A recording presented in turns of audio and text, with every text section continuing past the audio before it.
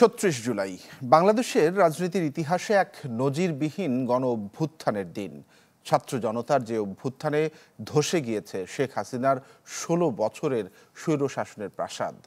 ১৪০০ প্রাণের বিনিময়ে বাংলার আকাশে উঠেছিল নতুন এক বাংলাদেশের সূর্য। এক বছর আগের সেই উত্তাল দিনটিতে নিয়ে যাচ্ছেন সহকর্মী মাকসুদুন নবী।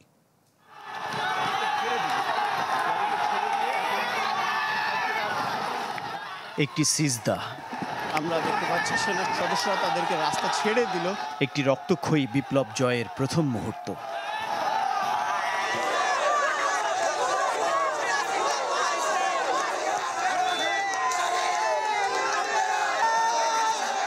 রাজপথে হাজারো প্রাণের উৎসর্গে যে অর্জন, তার উদযাপনটা ছিল অশ্রু ভেজা।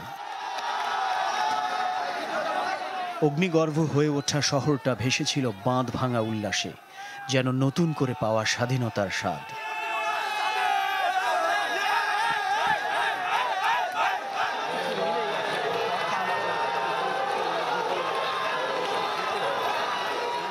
পাঁচ আগস্টের কঠোর কারফিউ ভেঙে ছাত্র জনতার ঢল নামে রাজপথে, যেন মৌচাকে ঢিলের আঘাতে ঝাঁকে ঝাঁকে বিক্ষুব্ধ মৌমাছিরা পিছু নিয়েছিল অভিন্ন শত্রুর।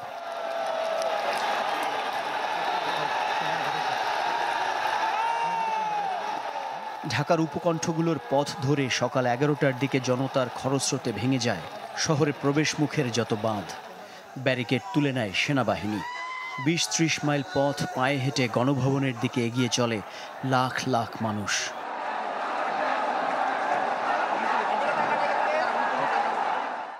দুপুর গড়াবার আগেই খবর আসে বাংলাদেশের সীমানা ছেড়ে পালিয়েছেন ১৬ বছরের স্বৈরশাসক শেখ হাসিনা। মুহূর্তে এই বিক্ষোভ মিছিলটা পরিণত হয়ে গেল বিজয় উৎসবে।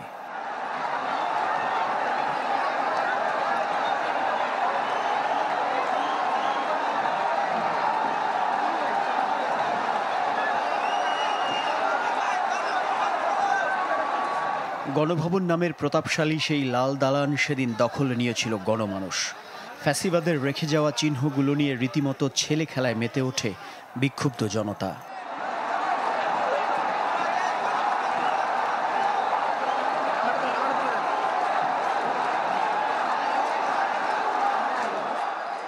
গণতন্ত্রের নামে এক দলের শাসন আর শাসনযন্ত্রের দুর্নীতি অনিয়মের কেন্দ্রবিন্দু হয়ে ওঠা সংসদের ভেতরে ঢুকে যায় সাধারণ মানুষ।